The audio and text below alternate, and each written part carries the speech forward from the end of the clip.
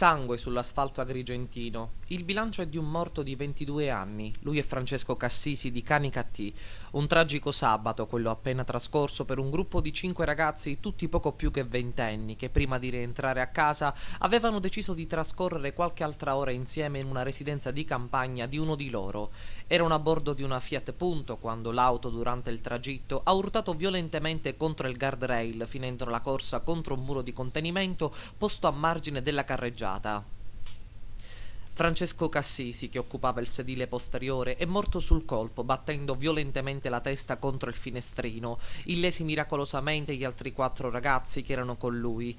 L'incidente si è verificato in contrada Pidocchio, lungo la statale 122 che congiunge Canicattì con Castrofilippo nei pressi di una curva.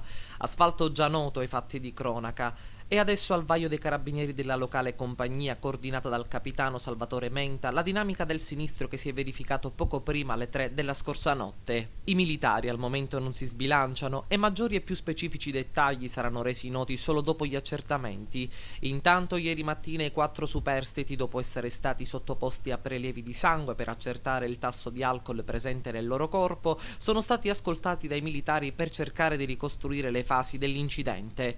La morte del 22enne di Canicattì, Francesco Cassisi, ha destato grande commozione in città. Il giovane, figlio di Giovanni Cassisi, ex consigliere comunale dei Democratici di Sinistra nella legislatura del 2004, dopo aver conseguito il diploma di geometra, lavorava discontinuamente come cameriere in alcuni locali della città.